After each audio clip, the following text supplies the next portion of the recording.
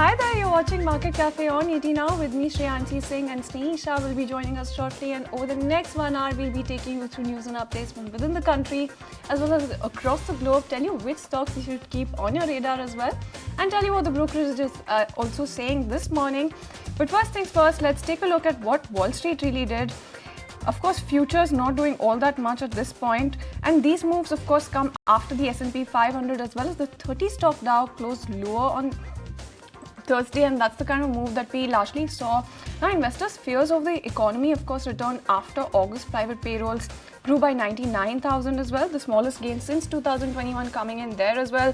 All eyes are now on August's non-farm payrolls report, which is also expected to guide us about the Federal Reserve's approach towards interest rates as well. So that's an important update that we're keeping on our radar as well. And the three major US indexes are down as the short-term trading week also comes to a close. So when you take a look at the broad market index as well as the NASDAQ are so far lower by 2.6% as well as 3.3% respectively. Those are largely the kind of moves that you've seen on a weekly basis coming in there as well. 30-stock Dow as well, downtick of about 1.9% coming in this week as well when you take a look at Dow as well. So that largely is the handover coming in.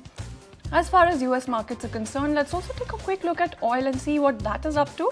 And US crude oil pulled back slightly, closing near that $69 per barrel mark as OPEC Plus delays plans to boost production after futures sold off steeply this week as well. Now, OPEC Plus members, of course, have delayed plans to increase oil production by 180,000 barrels per day, citing recent price slumps, and the scheduled hike initially set for October will now start in December with the 2.2 million barrel per day output cut extension lasting until November 2025 as well. The move also aims to stabilize crude prices with Brent crude trading near $73 per barrel as well. So that largely is the handover coming in as far as crude is concerned. In fact, we also caught up with Geoff Dennis, who's an independent emerging markets commentator, as well as Anurag Singh, Ansad Capital as well, on their expectation on where they see crude headed as well from here. Listen into what they had to say there. I suspect the range for Brent is going to be something like 70 to 80 or 85 in the next, say, 2 to 3 months. One or two things you can't turn around in terms of pressures to the downside on prices. One is the Chinese economy is struggling and is struggling very much, and there's no obvious reason why that growth rate is going to turn upwards in the near term. And also, although obviously the U.S. economy is in reasonable shape and ought to avoid recession, at least as far as I'm concerned, I think the chances of an acceleration of growth in the U.S. is relatively limited. So I don't see a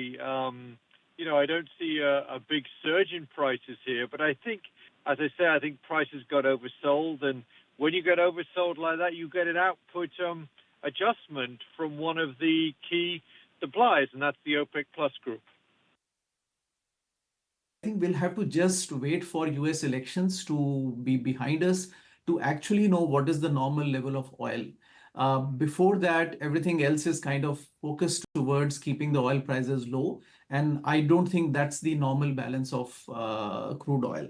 My sense is the prices should be around in the range of 70 to 80 and should never be below 70. But we'll find out once the elections are over in November. Alright, then let's get a move on, and let's also take a look at all the important events to watch out for in today's trading session. First up, back home, you also have a lot to watch out for today because you have the Forex reserves data coming out. It's going to be an important metric to watch out for, so keep a close eye on this. Now, globally, from the US, you have non-farm payrolls, Fed's balance sheet, as well as Baker Hughes oil rig count. Now, Baker Hughes oil rig count specifically is going to be very important to watch out for on the back of everything that we've been seeing happening with crude, WTI, and Brent as well. And from Eurozone today, you have the GDP number coming out, so keep a very close eye on what that number ends up being. Shifting focus back home, when you talk about corporate action today on the AGM front, you have the Godfrey Phillips AGM happening, and we interacted with the management a few days ago, and well, they gave us an indication to keep a close eye on this AGM. Lots of announcements expected today, so keep a close eye on these developments as well as this counter today. Along with that, MTAR Tech and Petronet LNG will also be holding their AGMs today. Now, you also have a host of stocks that will be trading ex-dividend today, the likes of GNFC, GSPL, NBCC, New India Assurance, Protean, Quest Corp, Shipping Corporation, as well as Triveni Turbine. Now, in terms of some other events, first back home, you have Amit Shah, who's likely to unveil the BJP manifesto for the Jammu and Kashmir polls today, so watch out for that.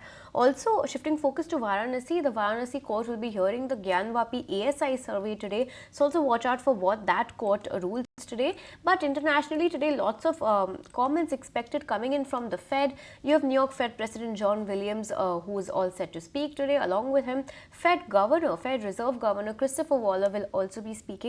Lots of important commentary expected today in terms of the soft landing that we're seeing in US, what the Fed officials have to say of that, as well as their rate cut trajectory and the plans going ahead. So lots to watch out for. Keep a close eye on all of these cues.